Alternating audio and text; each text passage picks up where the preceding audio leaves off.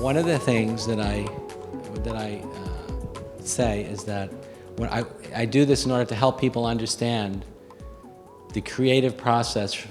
I want people to grasp or have a sense of the creative process from the inside out. Okay? So usually when we think about evolution, maybe you think about cosmic evolution. So we look up in the sky and we see that the stars and the planets and the galaxies are, have all been produced by this cosmic explosion. So we see evolution happening out there. Or we think of the evolution of life, we think about nature, we think about animal life. And we imagine, the evolution of the species out there. And if we think about the evolution of culture, we often see culture, it's New York, it's out there somewhere. So culture is this thing that's happening outside of us. And so the point I like to make is that evolution is happening out there, it's also happening in here. So what is the experience of the evolutionary process from the inside out? So the experience of the evolution, what we want to do is to have the experience of the evolutionary process from the inside out. And so, since this is a teaching of enlightenment, of traditional Eastern enlightenment is the foundation of evolutionary enlightenment, I make the point that all the most revered mystics from the greatest religious traditions have all told us the same thing. They all say that the ultimate truth about the nature of reality is that there's only one and not two. Doesn't matter what religious tradition. Their greatest mystics will all say that the ultimate truth about the nature of reality is that there's only one and not two.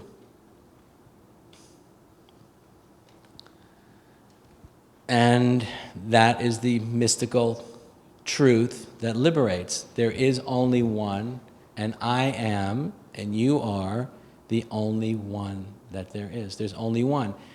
There's the appearance of the many, right?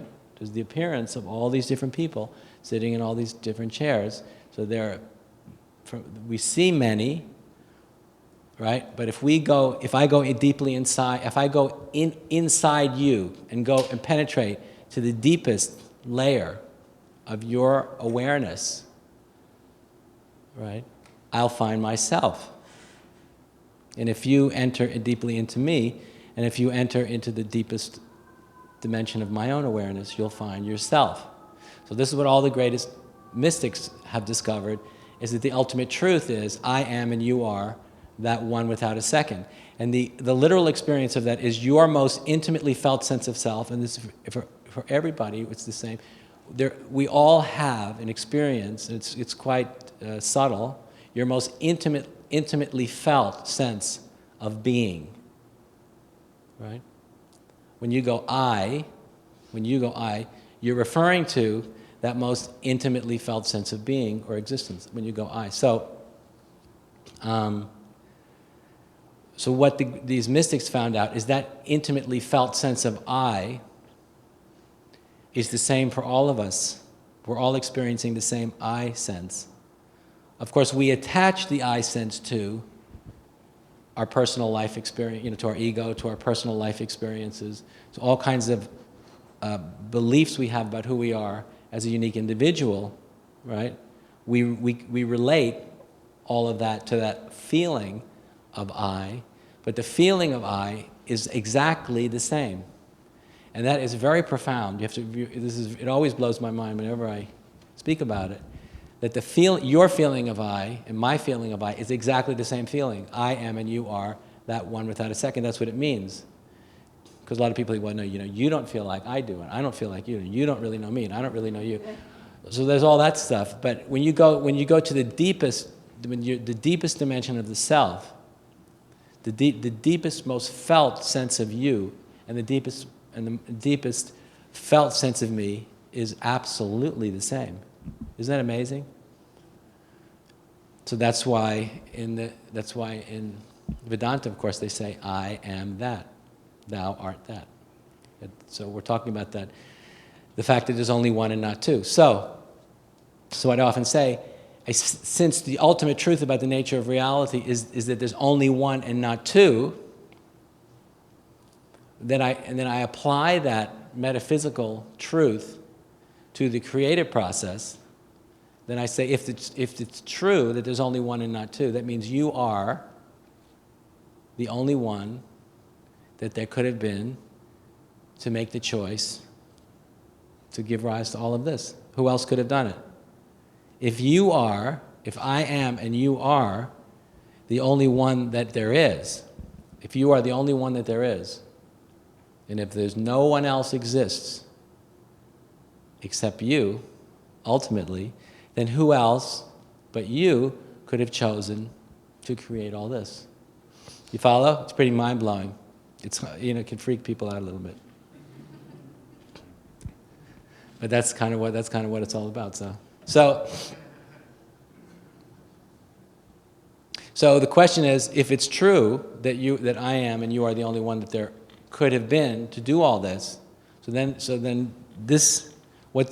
you have the courage, the moral courage, to embrace the overwhelming truth that you are it, then that means you have a lot of responsibility. This is yours. You've done it. It's your baby. Isn't that pretty mind-blowing? It's hard to take. Some people are going to get a headache because it's a little bit heavy, What do you mean? And, I'm having enough trouble just looking after myself, and now you're dumping, all the responsibility for not only all the problems in this world, but all the problems inherent in the cosmos. But from a metaphysical point of view, it's true. There are other ways in which it couldn't possibly be true, but from an absolute metaphysical point of view, it is true that you're the only one that there is. So when you realize that, when you realize the truth of it, when you experience the truth of it, that I am that, and then you relate I am that to the creative process, then you awaken to, and it's literally an awakening, you awaken to a profound sense of responsibility. And that's as you transcend your ego, or the degree to which you do transcend your ego, enables you to experience a profound sense of responsibility for that which is infinitely greater than you. As long as your awareness is trapped within the fears and desires of your psychological self, within your ego, or trapped within the values that you've inherited from your culture, you probably won't ever experience such a profound sense of responsibility. Maybe you'll feel responsible to your husband, to your wife, or your children. You might feel, I have a great responsibility because I'm a mother, I'm a father, I have this burden, and I must be a good parent because it's my responsibility. Or maybe you feel responsible for whatever you feel responsible for. But what I'm talking about is you awaken to a profound sense of responsibility for life that relates to some of these bigger questions, bigger issues that I brought up, to moral, to upholding and taking responsibility for the truth of spirit, which means inherently means you're taking a strong moral position. You feel it's your responsibility. It means you're not living according to anyone else's rules, but you are awake to a moral imperative inherent in the cosmos. You follow? And so then your life, you feel compelled. There's a compulsion that your life become an expression of virtue. Not because you want to be a virtuous person so you can get a prize, or not so you can be a virtuous person so other people will love you or think you're a good person, but it's because you realize it's up to you to demonstrate, to manifest, to uphold, to become an expression of a moral potential in the cosmos. Do you follow? It's very profound. So when you awaken to the truth, the ultimate truth by the nature of reality, that there's only one and not two, and you apply that truth to the creative process, to the evolutionary process, you begin to feel that inherent in your life, inherent in your existence, is a great sense of responsibility. And ideally, if we have very idealistic inclinations, like people like me do, if you have very idealistic inclinations, you kind of wonder, well, wow, what would the world be like if you cared absolutely, and I cared absolutely, and he cared absolutely, and she cared absolutely, and we all cared absolutely together? What would we be capable of? See?